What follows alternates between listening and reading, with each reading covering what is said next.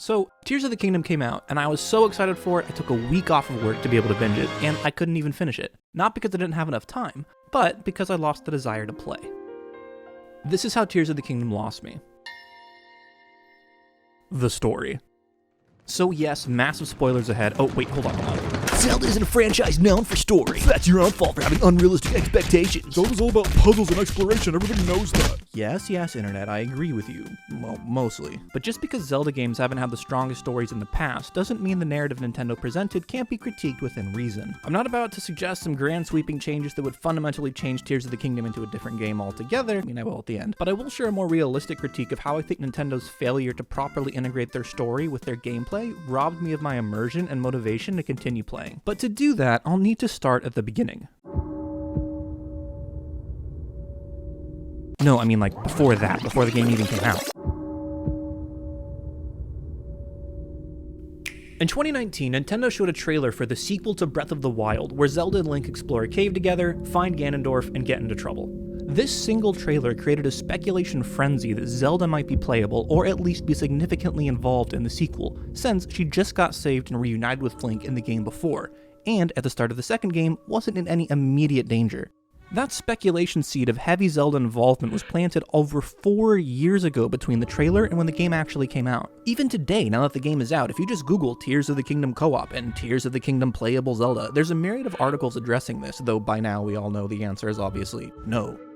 Now, this isn't Nintendo's fault, I get it. If anything, it's the community's fault for speculating. But I wanted to include this context because, for a lot of players, myself included, that question of how will Zelda be involved in this game was top of mind.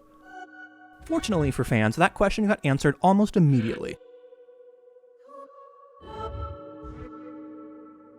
To fans' delight, the second game started right where the 2019 trailer left off, with Link and Zelda exploring a cave together. Based off the trailer, we knew they were going to find Ganondorf, but we didn't know anything beyond that. We also didn't know that we were going to get such a cute glimpse at Zelda and Link's dynamic. Like, look at this.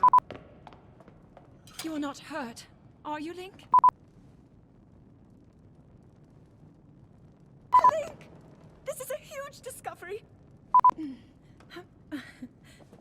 All right then, now to use this invention of Pura's. I'm glad I didn't leave it behind. It's so easy to record. You point it and click. That's by design, by the way. Having this glimpse of their interaction and seeing Zelda's personality shine outside of being an evil purification Brita filter is something we haven't seen very often in the franchise, and serves to further our motivation to save her when you find a spooky man in the basement, the Master Sword breaks, and she falls into the void and disappears. Now, what's important to note about this prologue is that from this moment on, when Zelda disappears, the emphasis is clearly focused on finding where Zelda is.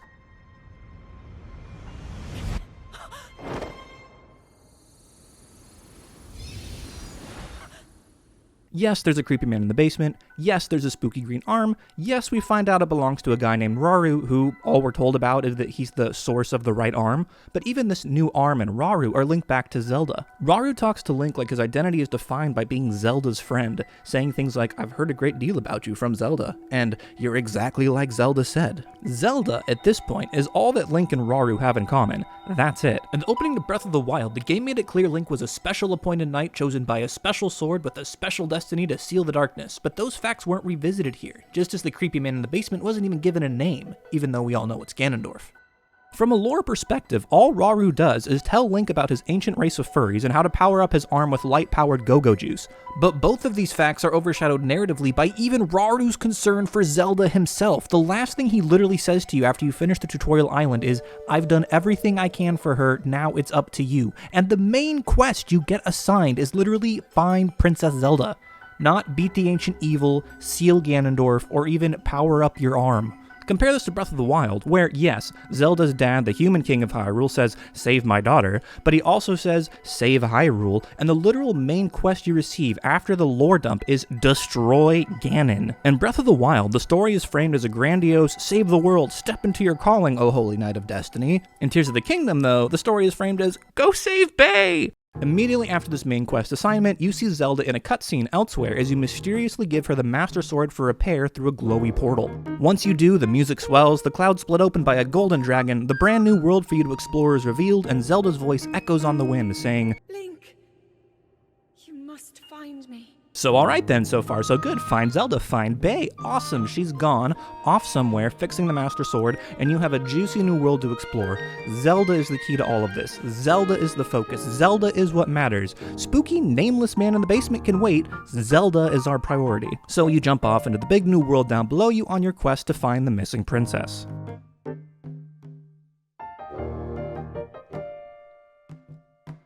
You go to the building you saw from above and find Purah, who also emphasizes the need to find the missing princess. She puts 4 marks on your map saying weird stuff is happening at these locations and suspects that they're connected to Zelda being gone. You figure these are the game's temples, you're excited, you climb up towers, get spit into the sky, everything is fun, everything is new, there is so much to explore, this game is massive. But there's one place that you explore that really makes the game's story come to life: Hateno Village. In Breath of the Wild, Hateno Village is where Link can buy a house. When you revisit it in Tears of the Kingdom, you make a surprising discovery. Link's house is called Zelda's house. It's here that Nintendo gives us the most overt yet unconfirmed hints that, for the first time in a Zelda game, that Link and Zelda are in a relationship together.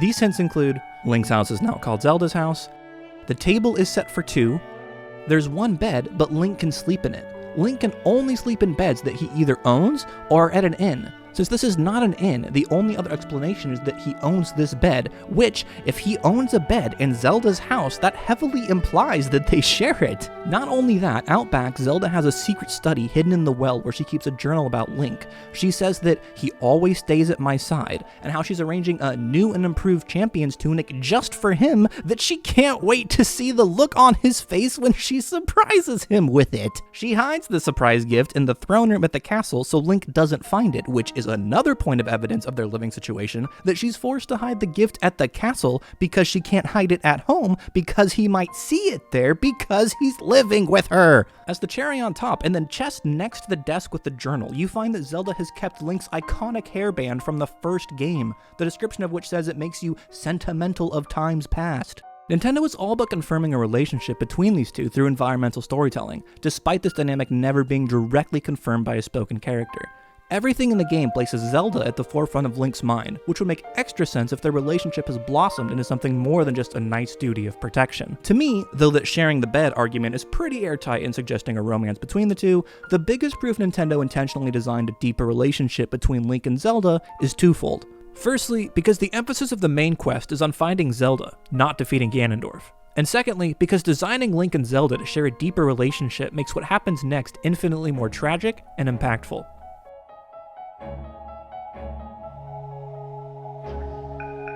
As you continue exploring the map, getting shot out of towers, falling through the sky, you see something. Crop circles. You land, you walk over, you find Impa from Kakariko Village from the first game, and she says that they appeared during the upheaval. She tells you the crop circles are called geoglyphs and that they're investigating them. She's read in ancient texts that these geoglyphs might be related to something called dragon's tears, and that where the tears rest upon the earth, we mark down the images to which they gave birth, theorizing that these geoglyphs are the images that came about when the dragon's tears hit the ground. You jump out and find the dragon's tear, you interact with it through your spooky right arm, and you trigger a cutscene. You discover that when Zelda disappeared in the basement, she actually went back in time, and that Rauru, the source of the right arm, was actually the first ever furry king of Hyrule. This is the first solid lead you found concerning the main quest, Find Princess Zelda. We now know that she is back in time. The quest continues, and you learn that there's more crop circles in her geoglyphs. As you make your way to all the geoglyphs, you slowly piece together what happened. Zelda went back in time due to picking up the secret stone that fell from Raru's hand in the prologue of the game. We learn that secret stones enhance the user's latent power, and that Zelda has 2 latent powers inside of her, one to seal evil and one to control time, and evidently the time power she has got triggered when she fell in the void in the beginning of the game. She works with Rauru, first furry king of Hyrule, and his wife Sonia to figure out how to get back to the present, and in doing so she discovers that Ganondorf, the mummy in the basement, is originally from the time she's currently in, the ancient past, and that she's going to witness and be involved in the events that lead up to his sealing. Ganondorf ends up killing and stealing Sonia's secret stone, and it's this power that transforms him into the Demon King. King Furry Rauru then gives all his friends secret stones, turning them into sages with special powers. Zelda is included in their merry gang because she got her secret stone from Rauru in the game's prologue. They all fail, of course, and then Rauru sacrifices himself to seal Ganondorf away. With Sonia dead and Rauru now being sealed away with Ganondorf, Zelda is alone in the past with no way to get home. It's at this point where we see the Master Sword being delivered to her by Link that we saw in the beginning of the game. We didn't know where she was then, but we do now. Zelda recalls a conversation she had with Raru's furry sister, who told her of a forbidden act called draconification that involves eating a secret stone to become an immortal dragon. The reason draconification is forbidden is because the cost of doing so causes the user to lose themselves completely, essentially transforming into a mindless beast. But with this being the only way to get to Link in the future, Zelda pops the stone like a NyQuil and transforms into the Light Dragon, clutching the Master Sword in order to bring it with her through time before she loses her sense of self completely and flies off into the sky, her subconscious mind weeping as her tears fly off in her ascent, containing all the memories we just uncovered. Zelda transforming into the Light Dragon also lets you see the opening in a new light. Remember when we dropped off the Master Sword to Zelda in the beginning of the game? Right after you do that, a dragon breaks through the clouds. But not just any dragon, the Light Dragon. The dragon that Zelda turned into, Zelda's dragon. That's Zelda, right there. To twist the knife even further, once you finish this final cutscene, silent princess flowers, Zelda's favorite flower, the flower symbolizes the princess herself, spawn around the final tier location. So now you know. You know where Zelda is. She is the Light Dragon, in the sky right now today, in the present. She made her way back to you, but it cost her everything. The one you love, lived with, did life with, that Zelda, she's gone.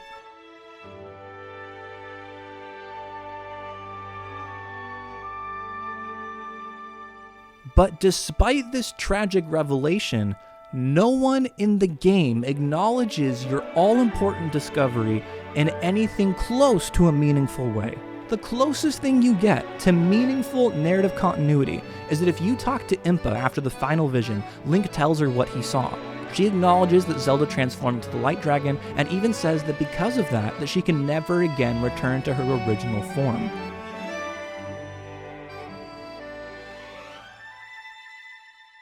Unwilling to accept it, however, she swears to find some way to restore Princess Zelda to her former self, and that she'll return to Kakariko Village to review the ancient literature to find a solution.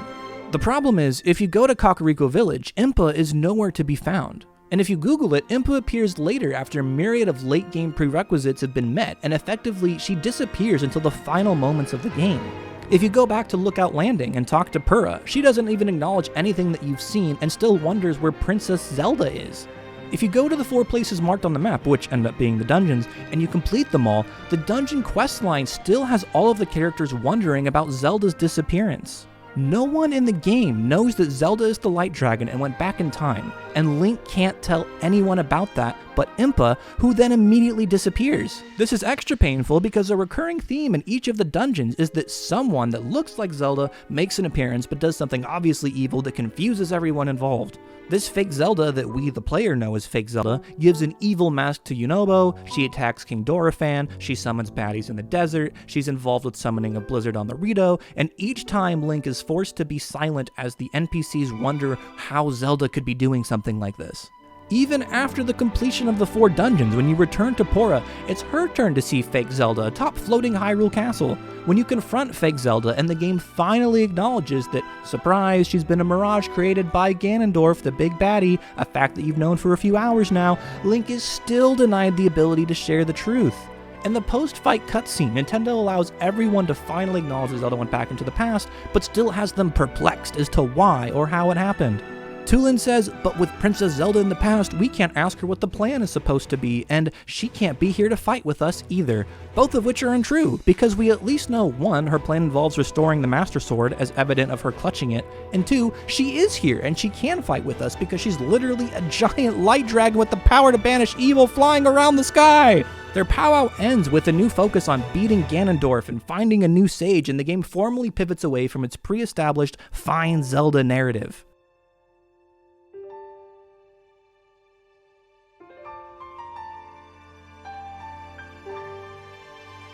It becomes abundantly clear that the Dragon's Tier questline is completely separate from the rest of the game, which perplexes me because they clearly put a lot of time and effort into the story that they created, not to mention designed it to be extra impactful by giving all these hints about Zelda and Link's relationship. Like, they clearly want you to care about this. It seems that Nintendo did this, though, to place emphasis on exploration and gameplay instead of story, and have the Dragon's Tear questline serve as like bonus side content, and that either most or all of that same information will eventually be revealed through the dungeon quests. Now, I can see that reasoning, but I think it's dumb. But this is the point where people draw the line and say, Zelda isn't a story game, and to expect anything more than what we got is unrealistic. But I think that's dumb too. I think Nintendo missed a great opportunity for interweaving their amazing story with minimal cost for maximum narrative impact.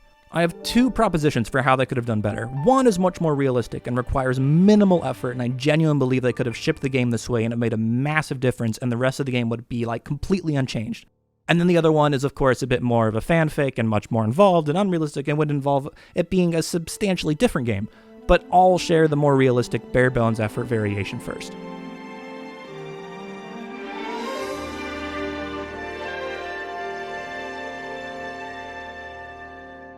When you finish the Dragon's Tear questline, you would talk with Impa the same as usual, and she would say the same thing, that she would try to research a possibility of bringing Zelda back to normal. If you go to Kakariko Village, though, you would find her where she normally is, and she would just tell you that she's working on it and then tell you to go check in with Purah, and that maybe she might have any ideas. This would make sense since Purah is a scientist and actively involved in trying to locate Zelda. You go to Lookout Landing and you talk to Purah. Hey, Purah, Zelda went back in time as a light dragon now. Whoa, far out, how tragic. I don't know much about that, but I'm glad Impa is working on finding a solution. In the meantime, we still don't know what's going on with those 4 regions. Maybe something there will help us learn more. If you have the Dragon's Tears quest completed, you just show up with the 4 regions, meet the respective sages, say, hey, I'm safe from the rumbling, Zelda's a dragon, stuff's whack. They just say, wild. You could even still see the fake sus Zelda. If you have the Dragon's Tears questline completed, instead of the NPCs being like, hey Zelda, wait, oh my gosh, they would just say, I know you're a fake, Leak told me, let's fight. The end result would still be the same. Zelda is never caught in any of the 4 temples to begin with. That's literally all you'd have to do. Just acknowledge in dialogue what happened if the player has the Dragon's Tears quest completed. Everything else can just get pushed out. The game can transition to focusing on Ganondorf in the second half as it currently does, and the phrase, Impa is still researching a way to bring Zelda back to normal, could be the narrative catch-all to never have to do anything more about it. But at least, then it would be articulated by characters in the game, and at least Impa could still be found staring at a book in the world, and at least you would have some continuity that matches your actions and experiences in the game. And I don't want to hear anyone saying that that's too RPG-y for a Zelda game. Literally, the Lurelin Restoration Project side quest is way more in-depth than what I just proposed. And the Lurelin Restoration Project side quest, a town gets destroyed and you literally restore and rebuild that entire town, and each time you restore something, be it a restaurant, an inn, or the village leader's house, the game recognizes it and rewards your actions accordingly. If X happens in game, have Y respond with Z. Yes, I get that the Lurelin Restoration Project is a self-contained side quest, and yes, I get that the game would have to check if you've beaten the Dragon Tears questline every time you talk to a notable NPC in order to make this happen, but Nintendo does this with other things. Like if you talk with Purah while wearing Link's headband from Breath of the Wild that Zelda kept in her study, she says, isn't that the hairband the princess had? Nintendo even did this with their soundtrack. If you Google Tears of the Kingdom full OST in YouTube and look through the tracks, you can see that they have different music playing for not only day and night cycles, but also depending on if you've solved that location's quest or not. For whatever reason, Nintendo didn't want to apply the same logic to the main story of their game. Now, if you wanted to take this one step further, the more in-depth, unrealistic, completely change the game entirely remake would be something like this.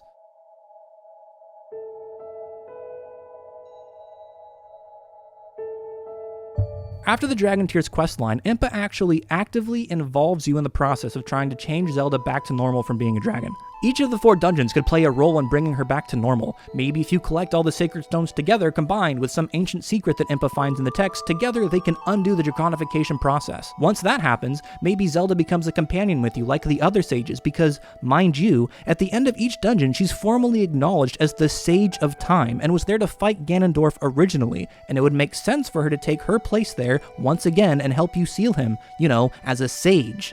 If we're getting the rest of the Sage descendants for Let's Seal Ganondorf Round 2, why not also include the Sage of Time? And that she could follow you around and fight with you and go on adventures with you for the remainder of the game as she partners with you to take down the Demon King. She could even be like a source of light or have light powers and be a really unique companion for down in the depths where it's pitch black and you can't see anything. But, alas, neither of those scenarios are what happened.